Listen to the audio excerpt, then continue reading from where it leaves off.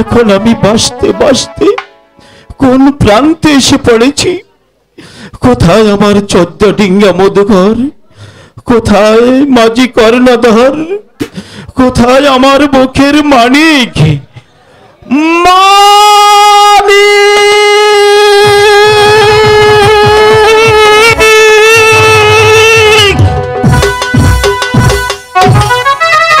মানিক,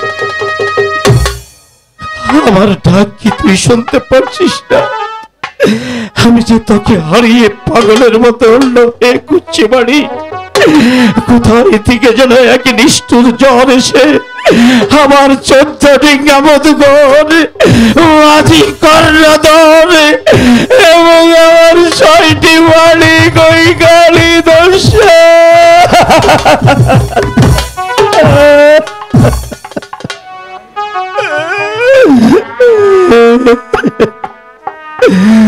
সর্বনাশী পদ্মা, একটি মাত্র পুষ্পের জন্য তুই আমার এত বড় ক্ষতি করে ফেললি।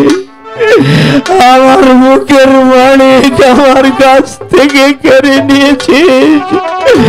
মানিক, কি আমার ডাক শুনতে পারছিস না?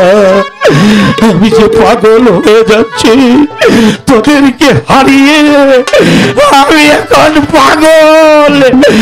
মানিক, মানিক, মানিক, কথা বল বাপ, কথা বল। তুই এখানে অভিমান করে বসে আছিস কেন? কেন পিতার সাথে এত অভিমান? আমাকে তুই বাবা বলে ডাকবি না মানিক? কথা বল মানিক, কথা বল মানিক। মানিক,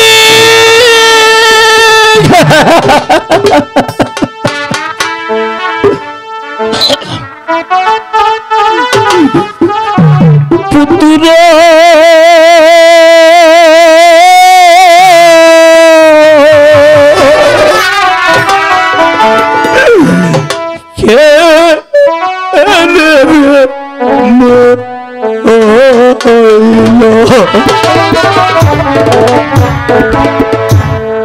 আহারে দারো বেঁধে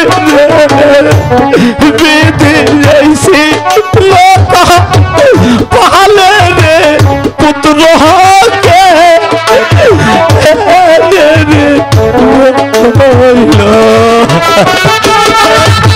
মানিক, আমি আর সইতে পারছি না রে মানিক, আমি সইতে পারছি না মানিক।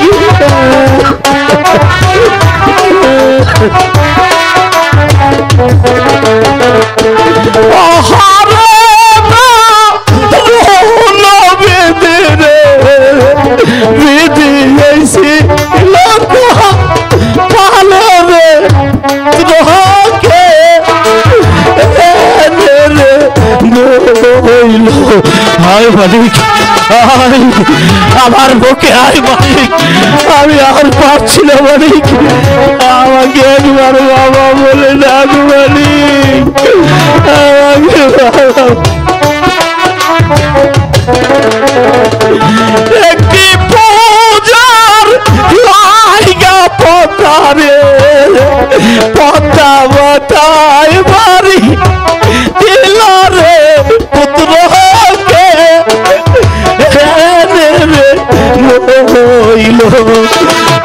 মানিক,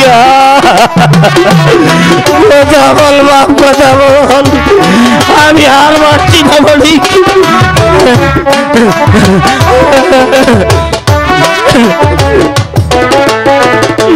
কোন বাদেশ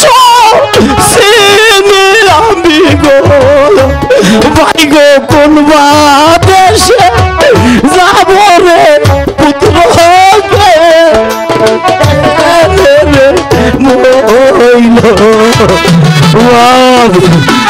কথা বল মানিক।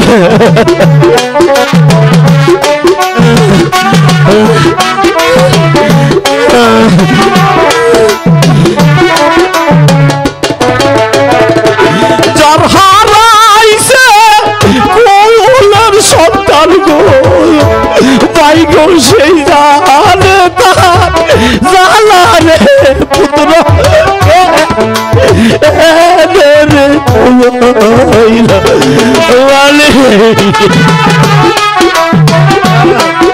আমি আর পারছি না মানিক, আমি মরে যাচ্ছি মানিক।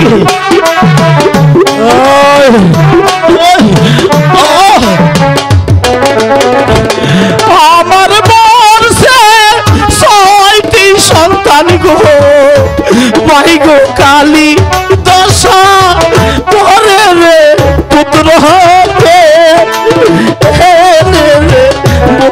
হইল।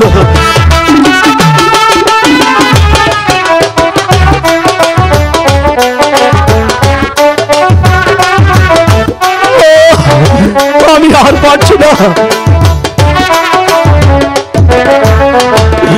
ওই দেখা যায় রাখালের বাড়ি গো, আমি ওই বাড়িতে যাব রে পুত্র গে মহইল।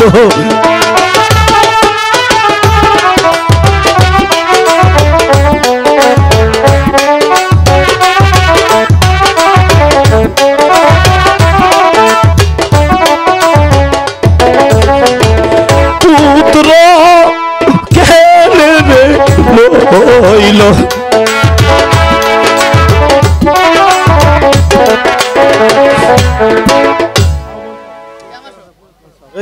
জাহাঙ্গীর ভাই